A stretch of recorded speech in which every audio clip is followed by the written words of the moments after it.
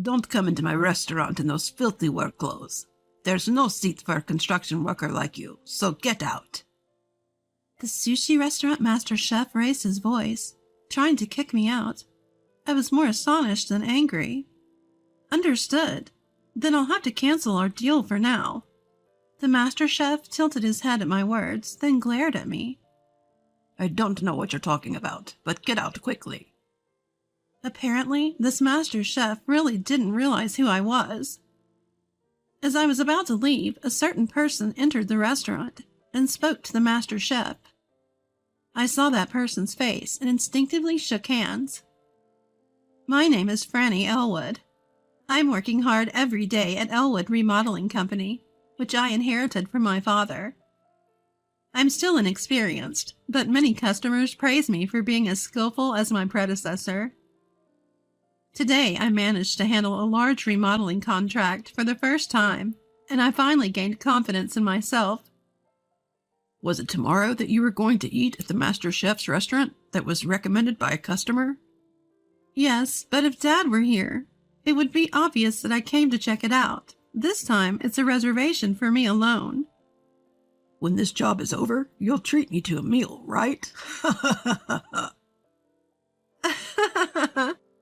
I couldn't help but laugh at my father's hearty laughter. I haven't been able to repay him for all the help he's given me, so it wouldn't be bad to do something like this once in a while. By the way, this customer was referred to me by the person who gave me the large contract the other day. That person was the first customer to entrust me with all the arrangements, so I must have caused some trouble, but he always cheered me up, saying, A young and energetic girl is good. Since it's a referral from such an important person, I have to work hard this time too. I must provide something satisfactory with even better skills than last time. I had already scheduled a day to give an estimate after taking a consultation from the customer over the phone. However, I have two peculiarities, and I always go to check the place in advance. One of those peculiarities is to see the actual condition of the customers using the restaurant. When it comes to estimates, we talk while sitting, and there may be habits and movement that I don't notice myself. To discern that, I deliberately go to check in advance of the estimate. And the other is not to reveal who I am during the inspection. If you're conscious of being watched, you cannot move naturally as usual. You would be nervous and you might try to move efficiently. From my perspective, wanting to repose by looking at the natural body, such small changes in movement were fatal. These 2 points make it very important for me to check in advance. Tomorrow is finally the important day for the inspection. I have consultations about remodeling from the other customers tomorrow, but I have left everything else to my father, except for one appointment. Since the restaurant reservation time is late, I should have plenty of time. I've heard that he's a skilled master chef from the customer who introduced me, and I can't wait. I haven't eaten sushi in a long time, and I was so happy that I was humming while working hard with the hand plane. The next day, I was in a rush, fearing I would be late for my reservation at the sushi restaurant. I had worn my work clothes to visit a client just in case, and it might have been the right decision. The client who wanted to discuss a remodel was elderly, and I had to explain the same details repeatedly, taking up time until a family member living with them returned home. If I hadn't been wearing my work clothes, they might not have understood that I was from Elwood Remodeling Company. I had planned to change into casual clothes before going to the sushi restaurant, but there was no time for that. I wasn't dirty at all from today's consultation, and although my appearance might be a bit off, I had no choice but to go as I was. Besides, the restaurant was fully reservation only, so if I missed today, I wouldn't be able to visit for an inspection before the estimate. After some hesitation, I reluctantly headed to the sushi restaurant in my work clothes. A 30-minute drive. I barely made it on time. Opening the door to the restaurant, A female staff member noticed me with the sound of the bell on the door and was about to guide me when Master Chef's loud voice echoed through the restaurant. Hey, don't bother showing her in. The female staff looked surprised, her eyes wide, glancing back and forth between my face and the master chef's. I was also confused, not understanding why he suddenly spoke to me that way. Excuse me, I'm on time for my reservation. Is there any problem? Without even looking at me, the master chef opened his mouth. Don't come into my restaurant in those filthy work clothes. It'll ruin the reputation of the place. I admit it was wrong of me not to change out of my work clothes, but I didn't do anything dirty at work today, and there's no dress code here. Before I could finish, the master chef glared at me and snapped. Excuses won't help. We don't have seats for construction workers here. You'll bother the other customers, so get out of my restaurant. The master chef's rude words and snorting laughter made me angry. But I calmed down when I saw the confused female staff member. Starting a fight here would only cause trouble for the restaurant and other customers. I bowed slightly to the master chef. I understand your feelings. Then I'll have to cancel our deal for now. The master chef tilted his head, perhaps not understanding my words. He must be quite unintelligent, looking down on customers based on their profession. With a gesture, as if shooing away a bug, the master chef waved his hand. Don't waste time talking nonsense, and you, don't just stand there. Get her out quickly. The female staff member's shoulders shook, surprised by the sudden shift of blame. Seeing her face about to cry, I felt sorry for her and handed her a handkerchief from my bag. From what I could see, the master chef's intimidating behavior might be a daily occurrence. I was utterly disgusted and reached for the door to leave. Sorry, dear customers. I apologize for letting an unpleasant pest into your sight and ruining your mood. The pest control is over, so now please enjoy yourselves. My anger reached its peak at the master chef's triumphant laughter, and I turned around to face when I heard a voice from behind. Oh, you are. I turned to find Marginson, the first client I had ever handled. Sensing the strange atmosphere in the restaurant, Marginson asked if something had happened. Before I could answer, the master chef hurried over. Sir, I'm sorry if I caused any inconvenience. There's nothing wrong. Besides, this customer is about to leave. Come, please have a seat here. Wait, is Marginson your mentor? Master chef? I was surprised when the master chef referred to Marginson as his mentor. Marginson nodded affirmatively to my question. Yes, that's right. This guy was incredibly slow to learn. It took a lot of effort to make him competent. Well, now he's running his own restaurant. My proud protege. Marginson laughed, and the master chef joined in with a forced smile. It seemed Marginson was unaware of the master chef's true nature. While he acted humbly towards his master, Marginson, it appeared that the sense of liberation from becoming independent had led him to adopt a careless attitude towards his customers. By the way, I'm the one who introduced her to your shop. Thanks to your remodeling, our work efficiency has improved significantly. And we're getting more compliments from the customers about the beautiful counter. Thanks for the great work. Marginson takes my hand and shakes it, expressing his gratitude. I shake Marginson's hand back, feeling a bit shy. The master chef watches us with a pale face. Wait a minute. Who is this girl? The master chef's words made Marginson frown.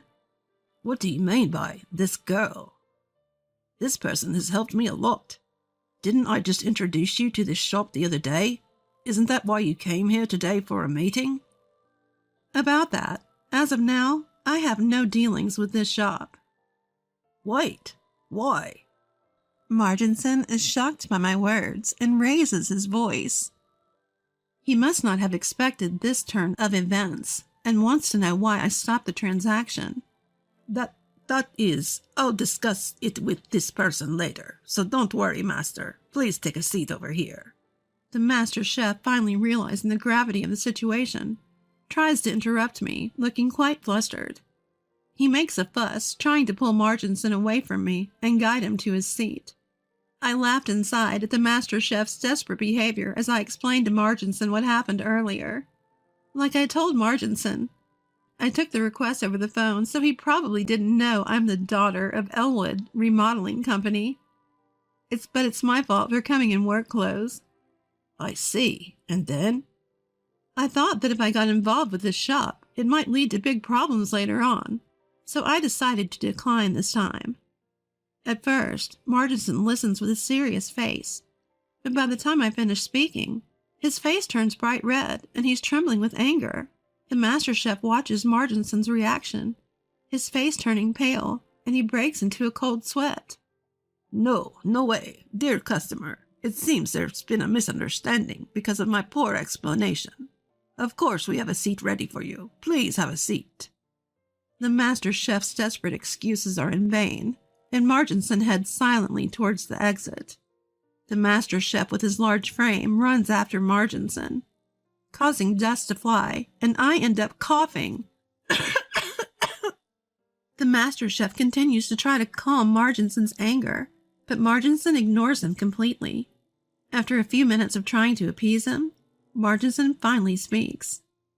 The master chef brightened his face, thinking he would be forgiven. But the words from Marginson were cruel to him. Don't ever call me your mentor again. If people think you're my protege, it'll ruin my reputation.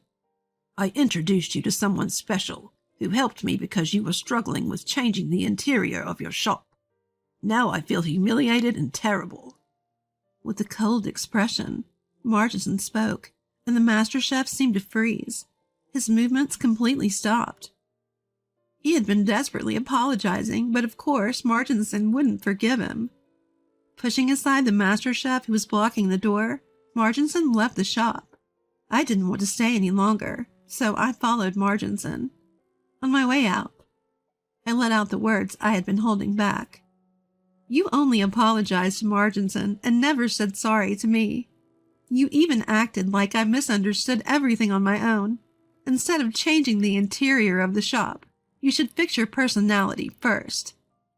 My final words left the master chef utterly dejected, and he collapsed to his knees. I handed a little money to the female waitress as an apology for the commotion and finally left the shop.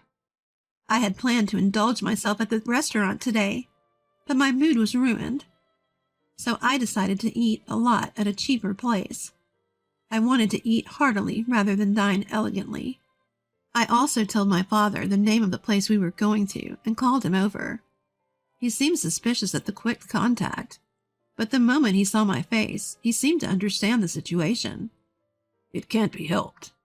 Today's on me, he said, putting his arm around me and cheerfully patting my back. After we had eaten enough, my father asked what had happened. I hesitated for a moment, but gave in to my father's worried eyes and slowly began to tell him about the day. It seems like you had a terrible customer. My father is usually a strict person. His strictness comes from wanting me to take over the business properly. I've even been scolded at work for complaining, so being treated this kindly was a first for me, and I felt tears welling up. But that master chef, if he picks a fight with Marginson, he won't survive. What? Is he that great of a person? Of course, his protege has opened many famous shops. Marginson's own restaurant is a place where celebrities sneak in, and you can't underestimate his influence in the industry. I was astonished, not knowing that Marginson was such an important person. I had thought he was no ordinary person, but I never expected him to be such a big shot. If you anger him, you might be shunned in the industry. The life of that shop might be short-lived. Hearing those words, I thought the master chef was just unlucky, and I felt relieved that I had made the right decision to break off the deal at that time. A little while later, I heard from Marginson that the master chef's restaurant had gone out of business. Apparently, a customer who was present that day was furious and posted a video on social media of the master chef ridiculing me. The customer was in the middle of an important business dinner, and the other party was from a construction company. He posted the video with a caption saying, "My credibility plummeted for choosing such an unpleasant restaurant." And it went viral.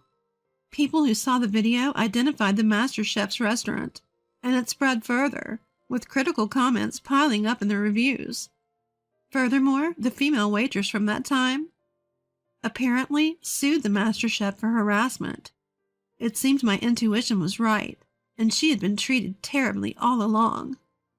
On top of that, once people in the industry heard that Marginson had cut ties with the master chef, they stayed away, and the master chef was forced to close down crying.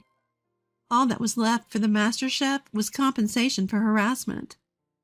Even if he wanted to restart in the same industry, regaining lost trust would not be easy. Marginson said he would overlook it if I forgave the master chef, but since there was still no apology, I politely declined. Given the situation, the master chef might come yelling that it's my fault before even apologizing. Well, if that happens, I'll just chase them away with the body I've built through daily workouts. As for me, since the work clothes I wore that day had the name of my shop on them, I received a series of consultation calls. People were impressed with how I carefully assessed customers and committed to my work. While the master chef was driven to ruin, that video turned out to be a blessing for me. Thanks to the video, my schedule is booked for several months ahead. With the increased income from the additional requests, I plan to take my father out for a meal this time.